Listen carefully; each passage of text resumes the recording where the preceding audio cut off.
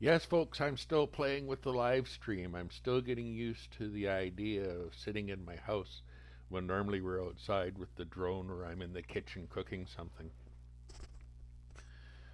for people to eat.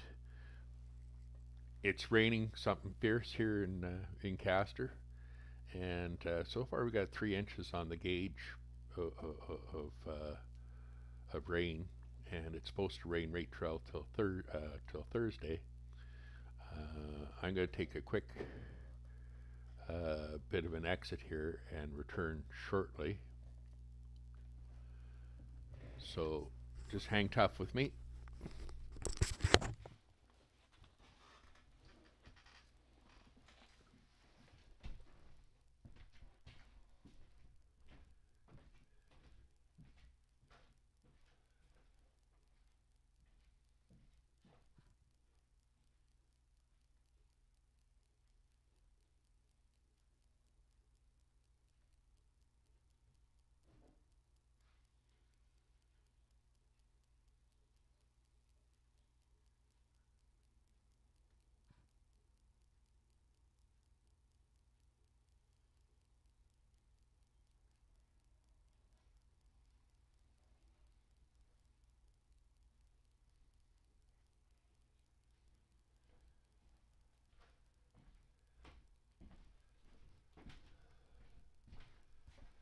All right. Okay. 1,000 apologies. I had to just refresh my coffee cup a little bit.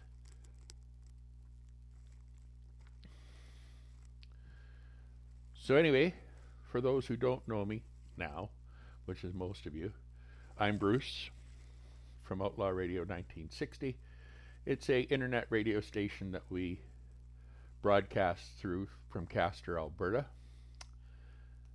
and we're available on live365.com or tuninradio.com. That's Outlaw Radio 1960. We also have the YouTube channel as well as our Facebook page.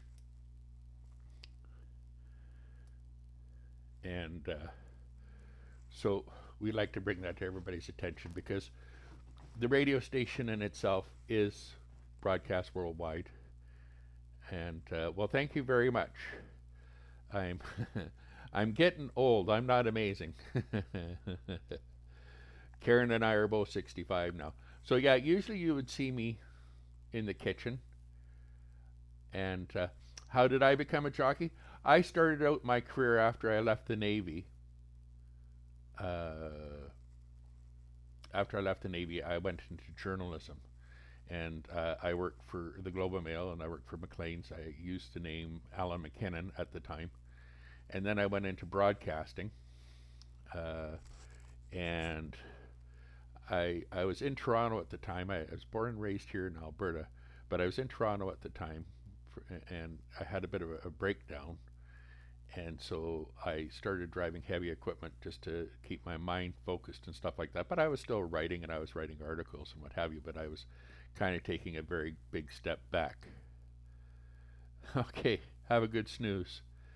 Anyway, so we when I moved back to Alberta, I was still working with heavy equipment. Mind you, I was still writing and I was still doing things. And then Karen and I had decided this year that we were going to retire. Karen's going to retire. We call her the renegade here because she's the boss. I'm the outlaw. I'm the guy that she always has her thumb down on.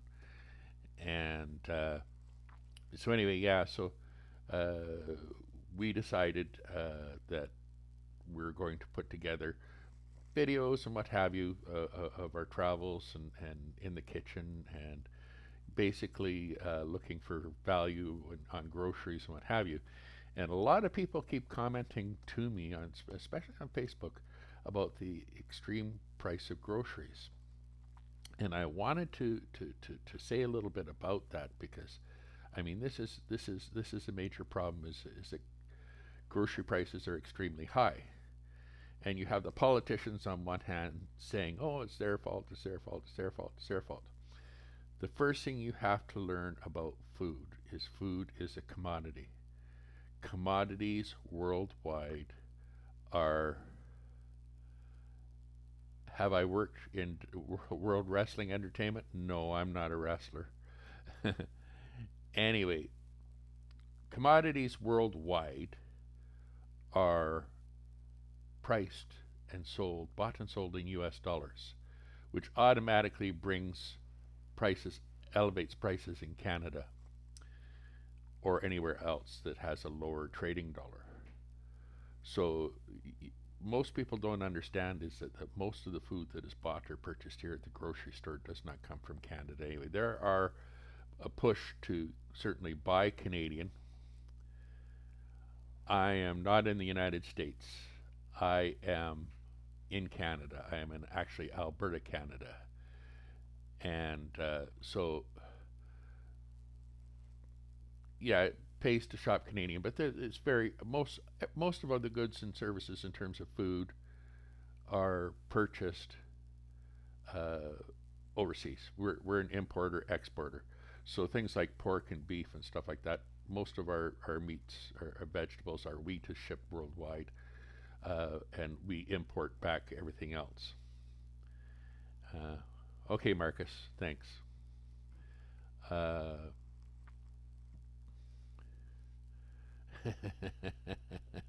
got this guy saying I should go into the WWE. I'm 65 years old. I just want to enjoy our retirement. We want to get our radio station up and running. It is up and running. We just want to get more people to listen to it. I mean, because we make money on the ad revenue on this. I'm not interested in making a whole pile of money. I've got my pensions. I'm fine. You know, and so I don't uh, really want to take this as something that's going to make us a whole pile of money because I know it won't. I mean, but like I say, a lot of people in Canada talk about the food prices, and that is basically why we're paying a higher premium because it's a commodity. Alberta's oil and natural gas is not sold in Canadian dollars. Anyway, uh, bad jokes are sometimes funny too. Yes, a radio station. If you Google Outlaw Radio 1960, you will find the link to our radio station either on live365.com or tuneinradio.com, and it is Outlaw Radio 1960. That's what we do.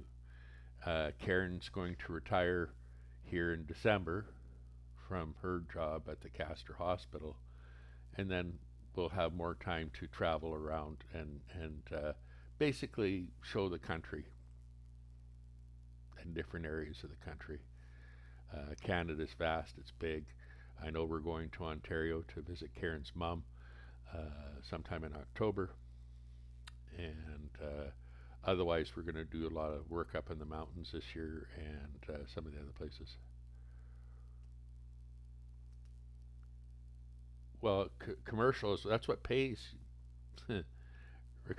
That's what pays the bills is that you sell commercial advertising. That's why. But yeah, so anyway, uh, I'm just chatting with people as we go. So anyway, yeah, so that's why the food prices are a lot higher here. I mean, everybody's got a reason. Everybody's got a reason why uh, uh, they think the food prices are so high, but it generally has to do with the buying and selling of commodity, and that's why. And we're buying in Canada. We buy groceries here in U.S. dollars. So that same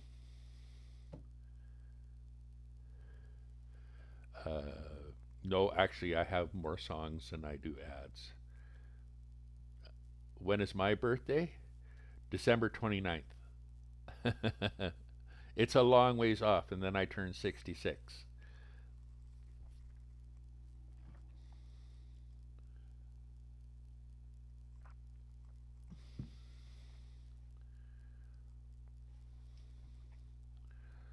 So I'm a crazy Capricorn. What can you say? But anyway, so yeah, so we want to travel the country and basically do video shots. I love working with my drone, getting some nice shots of towns or waterfalls or what have you. Of course, you cannot use drones in the national parks here, and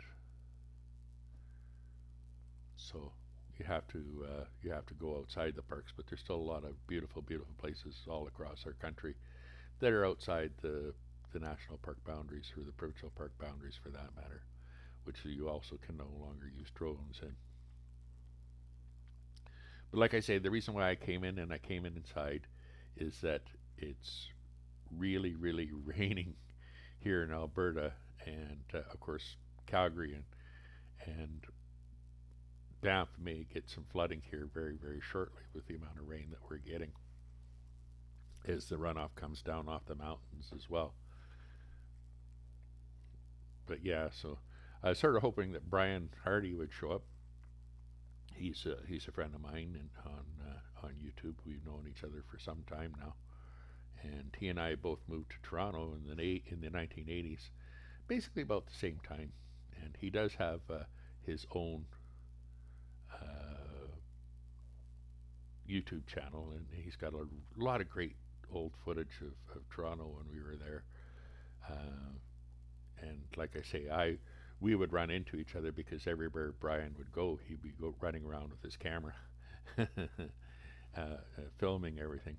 So uh, we know each other knew each other in passing. We didn't know each other very well, but I came back to Alberta to stay back home in 1997, and so we were 13 years in Toronto. That's where I met the renegade Karen, my wife, and we've now been married close to 40 years, and we have four beautiful children. But it's it's kind of interesting. It's kind of a dull day, and that's like I say why I came on because I figured, well, a few more people might come on. They might ask some questions about what we're doing and how we're doing, and I was kind of hoping for that. But we're building this along, and like I say, it's fun, and I'm really, really happy that the radio station is doing this a lot pretty well. I mean, we're starting to get a return on it.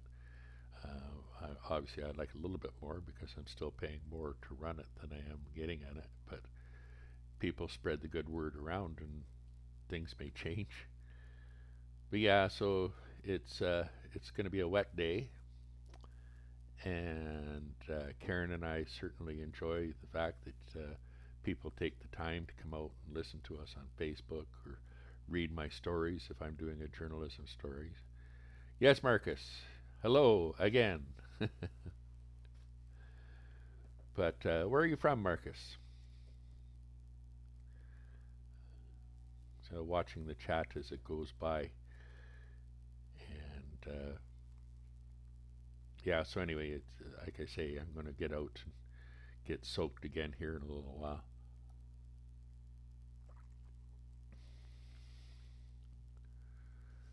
Well, it's a fun way to pass the time. We continue to download songs onto the platform, and like I say, the revenue comes from the ads. If you can sell your own ads, and that will happen over time as people in Alberta find out that hey, there's a couple of old fogies running an internet radio station, and maybe if there's enough listeners there, they might consider buying advertisement on the station.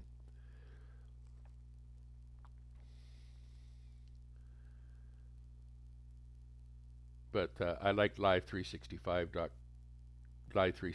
because they when you purchase the internet radio station time in the package, they also take care of the licensing of the station. And of course, here we have the CRTC.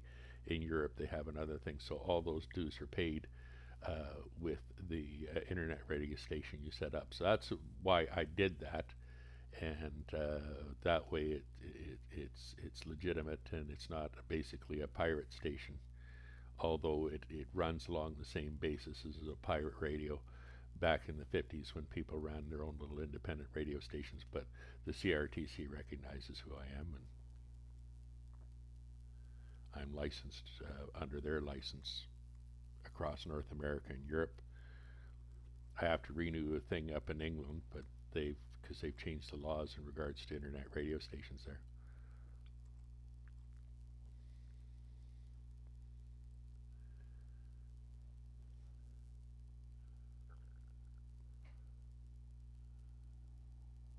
I don't. I let them do the commercials for me, so I could probably go back to some of the stuff that I used to do as a broadcaster. So I do have a few demos. The thing is right now it would cost me more to run my own advertising because they rely on part of the advertising revenue as well. Whereas if I had been selling advertising, revenue would come directly to the station.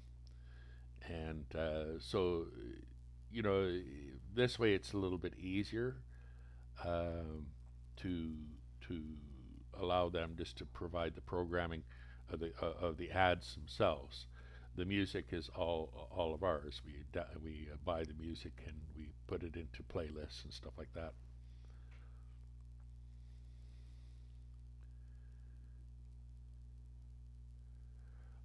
When I'm doing voiceover work, okay, there's a program called Audacity, all right, and that is probably the perfect program to use when you're doing voiceover demo work because you can add music and what have you, but it's mainly to deal with voiceover and demo, right? So go to look for Audacity, AUD. Oh shit, I can't even spell it right now. It's Audacity anyway.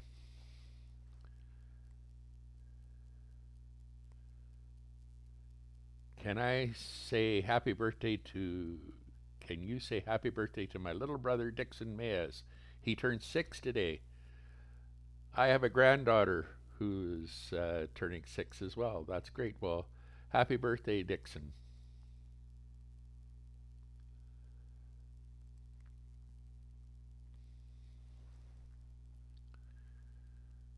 We don't mind. Birthdays are special things. Next year I put on 66 years. Well, in December I put on 66 years. So, Dixon, you got a long way to go, but you'll catch up. Happy birthday, buddy.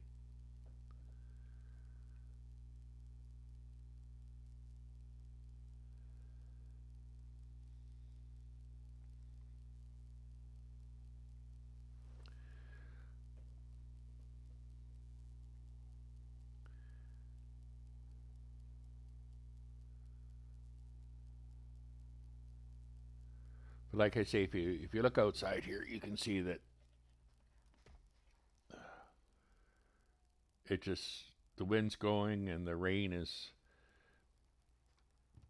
going. So I didn't do an outside live stream because I haven't done a live stream in a while, and I thought I was going to do one this week.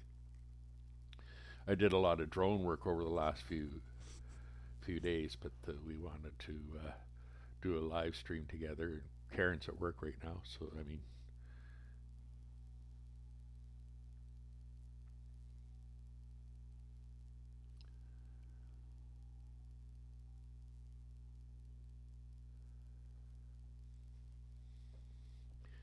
but anyway, it is time. We're just about up to 20 minutes of live, and I want to thank you all for joining me. Don't forget to tune into Outlaw Radio 1960 on live365.com. There is an app available that you can put on your cell phone. Live 365 has literally hundreds of online radio stations at their disposal. We would certainly hope that you will visit Karen and I's Outlaw Radio 1960 and enjoy the songs there. In the meantime, everybody have a really great day. I got to get back out into the rain and make sure that all the planter boxes are drained out. So, Dixon, have a great birthday. Everybody else have a great day. I'm out of here. This is Bruce Baker, Outlaw Radio 1960. You have yourself a spectacular day.